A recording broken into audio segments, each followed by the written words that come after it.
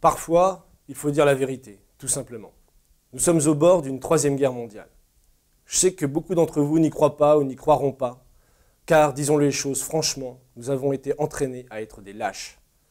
Et au laisser-faire économique, aujourd'hui, a succédé un laisser-faire politique. Et nous avons remis nos destins dans les mains de gens incompétents, ou pire, de fous furieux. Partout dans le monde, les alarmes sont au rouge. Pour la première fois, les États-Unis viennent de fermer 22 ambassades dans le monde pour risque d'attentats terroristes. Israël se permet de bombarder les dépôts d'armes russes en Syrie. Tout ça dans l'indifférence estivale. Pas une journée ne se passe sans qu'un nouvel incendie se déclare ici ou là dans le monde, préparant le grand incendie, cette guerre mondiale. Ces paroles sont lourdes, mais elles sont nécessaires aujourd'hui pour remobiliser, pour que les gens se ressaisissent. Le fascisme financier, lui, ne s'arrête pas non plus. Vous l'avez vu, à Détroit, la ville a été mise en faillite, une ville qui a perdu la moitié de sa population, où les jeunes se font assassiner ou meurent d'overdose chaque jour dans les rues. C'est une situation d'âge des ténèbres qui se développe aux États-Unis. En Espagne, dans la version plus soft du fascisme financier, on dit qu'on va augmenter la TVA de 10%, on va augmenter la durée hebdomadaire du travail, on va réduire les salaires de 10%. Et enfin, on va limiter les charges patronales, évidemment, pour favoriser la compétitivité des entreprises.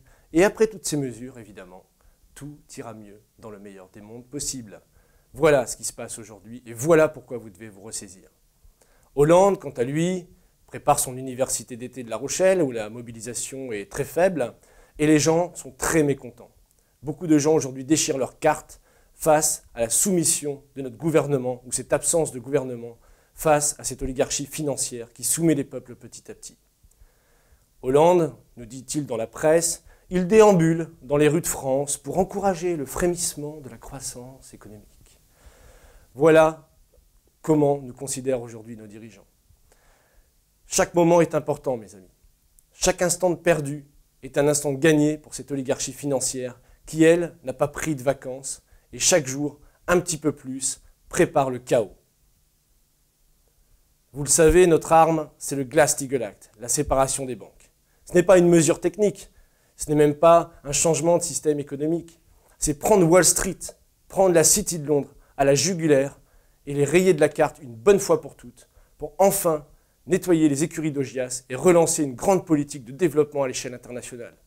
Voilà pourquoi nous sommes mobilisés, et des gens sont mobilisés partout dans le monde au quotidien, pour gagner cette bataille. Nous devons gagner cette bataille. Il n'y a pas d'alternative à la victoire. C'est pour ça que nous vous mobilisons dans cette période estivale. Revenez de vacances, appelez-nous, venez vous mobiliser, chaque instant compte. Et aujourd'hui, on ne pourra pas dire qu'on ne savait pas.